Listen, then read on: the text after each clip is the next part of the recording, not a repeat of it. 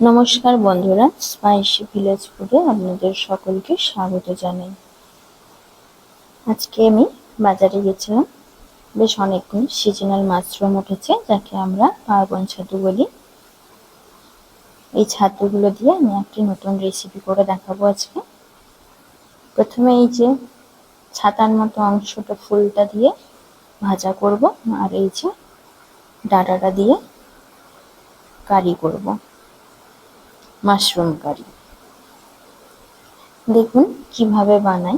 প্রথমে মাশরুমগুলোকে ছাড়িয়ে নেব। কীরকম, ডাঁটাগুলো বেশ হাতে ঘষে ঘষে পরিষ্কার করে নেব। মাথাটা কেটে ভালোভাবে পরিষ্কার করে কেটে নেব। যে এইভাবে টুকরো টুকরো করে কেটে নেব। দেখুন ঠিক এইরকম শেপে আমি কেটেছি। এইভাবে প্রত্যেকটা ছাতুকে আমি ভালোভাবে কেটে নেব। আর আমি যেভাবে মাশরুমটায় ফুলটা ছাড়াই বা কাটি, সেটা ঠিক একই রকম ভাবে। কোনো কিছুই লাগে না, ছুরি বা বঁটি কিছুই লাগে না। এগুলো কেটে হলুদ জলে ভিজিয়ে রেখেছি। হলুদ জলে ভেজালে কি হবে, যদি পোকা থেকে থাকে তাহলে সেগুলো মরে নিচে পড়ে যাবে জলের নিচে। বেশ আধ ঘন্টা মতোই ভিজিয়েছিলাম, কিন্তু পোকা ছিলই না। তবুও ভিজিয়েছি, যদি পোকা থেকে যায়। এই ফুলগুলো দিয়ে ভাজা ভাজা করব পেঁয়াজ দিয়ে, আর এই ডাঁটা দিয়ে আলু কারি করব।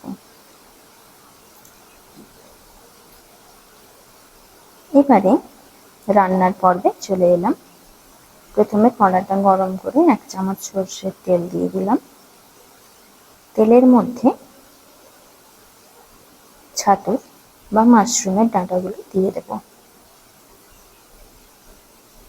দিয়ে সেদ্ধ করে নেব।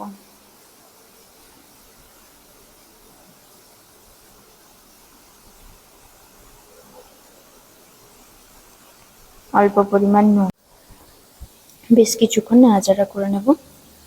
দেখবেন কিছুক্ষণ পরে জল ছাড়তে শুরু করবে। এগুলো ঢাকা চাপা দিয়েই সেদ্ধ করব, সেদ্ধ হতে একটু বেশি সময় লাগে।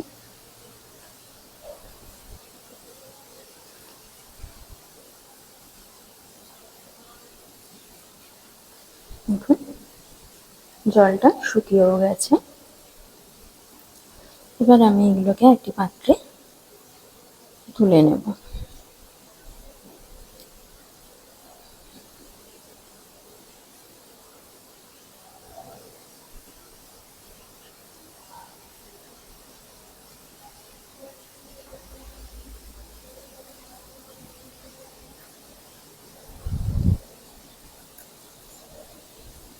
কড়াটা ধুয়ে পরিষ্কার করে নেব।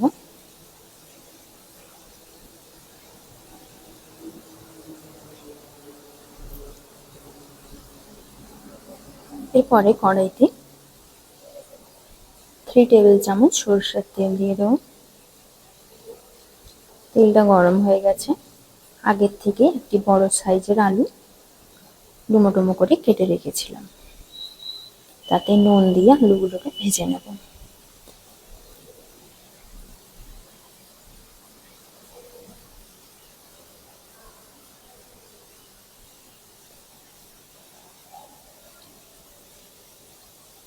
আলুগুলো লাল লাল করে ভাজা হয়ে গেছে। এবার এটা আমি একটি পাত্রে তুলে রেখে দেবো।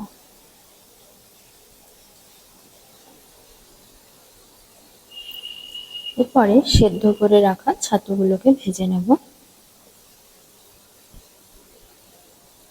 অল্প হলুদ দিয়ে ভাজবো, যাতে কালারটা সুন্দর হয়।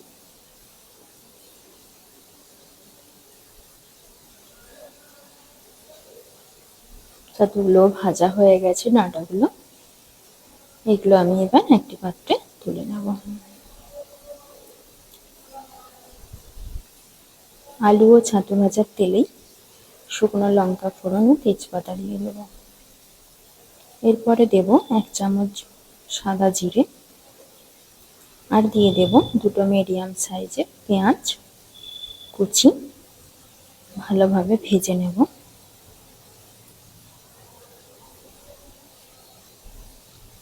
আর একটি মিডিয়াম সাইজের টমেটো কুচি দিয়ে দেব, দিয়ে ভালোভাবে ভাজতে থাকবো।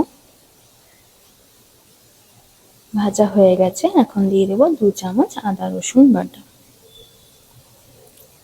আদা রসুনটাকে খুব ভালোভাবে ভেজে নেব, যাতে কাঁচা গন্ধ কিছু না ছাড়ে।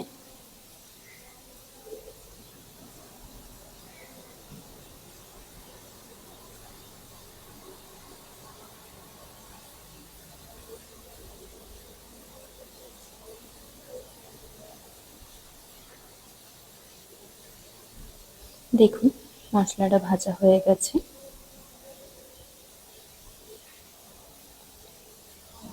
এখন দিয়ে দেবো 1 চামচ হলুদ, 1 চামচ লঙ্কার গুঁড়ো আর অল্প জল দিয়ে কষাতে থাকবো।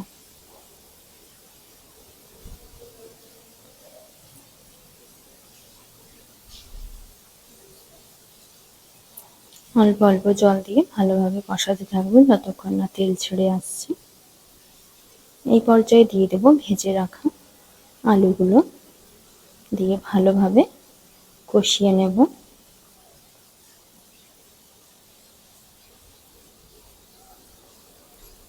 মশলাটা যাতে পুড়ে না যায় অল্প অল্প জল দিয়ে কষাতে থাকবো।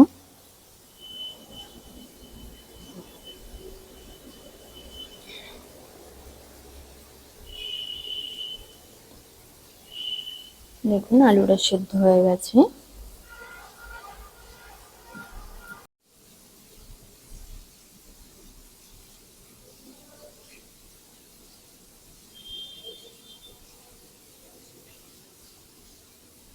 এখন দিয়ে দেব ভেজে রাখা ছাতুর ডাঁটাগুলো, দিয়ে ভালোভাবে কষিয়ে নেব।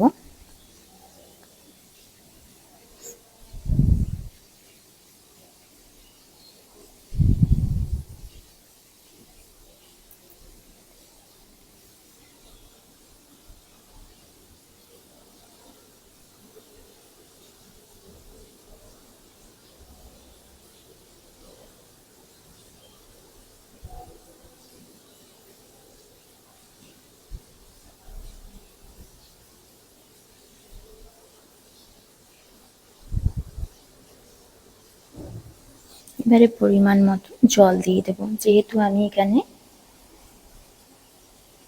কষা তৈরি করছি তাই বেশি জল দেব না, ছোট বাটির 1 বাটি জল দেব। দিয়ে বেশ কিছুক্ষণ ফুটিয়ে নেব। সেই সঙ্গে দিয়ে দেব অল্প পরিমাণ গরম মশলার গুঁড়ো,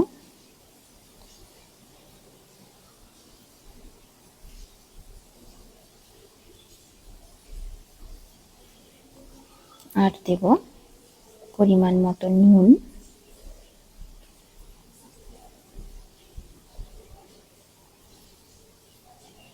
আর চিনি দিয়ে দিলাম। চিনিটা আমি খুবই সামান্য দিয়েছি।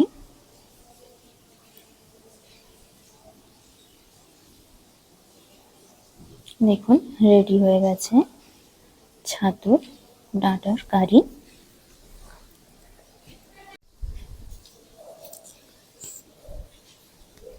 এবারে আমি একটি পাত্রে ঢেলে নেব।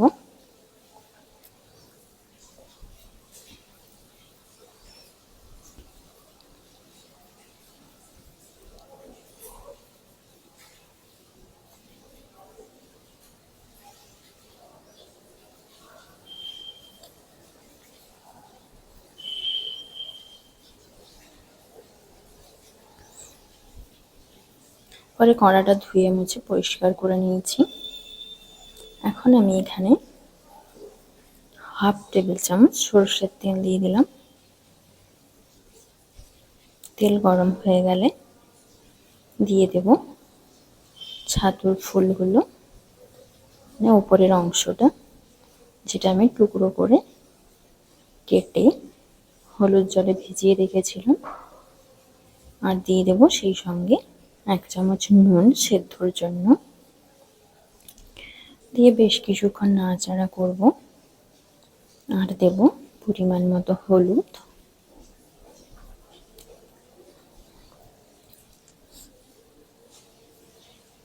নাড়াচাড়া করতে করতেই দেখবেন সেদ্ধ হয়ে যাবে এবং এখান থেকে জল ছাড়তে শুরু করবে।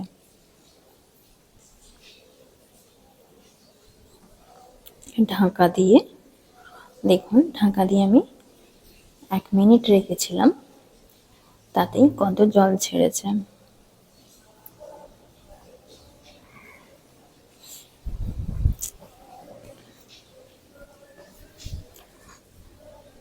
এই জলটাকে আমি শুকিয়ে নেব। এই ছাতু বা মাশরুম হচ্ছে একদম হাই প্রোটিন যুক্ত একটি খাবার। এই সিজনাল ছাতু এখন সবাই খেতে খুবই ভালোবাসেন। এবার আমি সেদ্ধ করা মাশরুমটা কড়ার থেকে নামিয়ে নিলাম। কড়া গরম করে সর্ষের তেল দিয়ে দিলাম 2 টেবিল চামচ, তাতে নুন দিয়ে দিয়েছি 1 চামচ, আর 2টো মিডিয়াম সাইজের পেঁয়াজ কুচি আর 2টো কাঁচা লঙ্কা দিয়ে ভালোভাবে ভেজে নেব। পেঁয়াজের মধ্যে অল্প পরিমাণ হলুদ দিয়ে দেব যাতে কালারটা খুব সুন্দর হয়।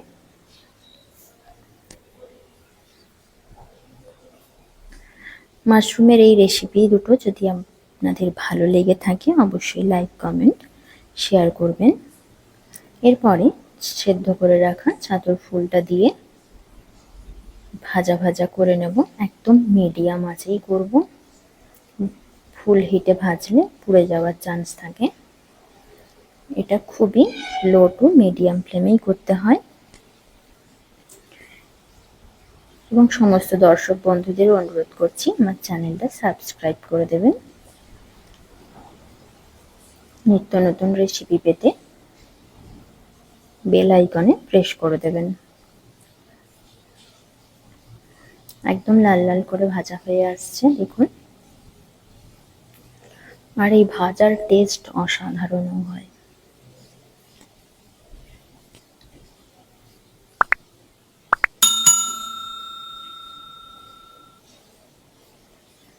ভাজা হয়ে গেছে, এখন আমি একটি প্লেটে তুলে নিচ্ছি।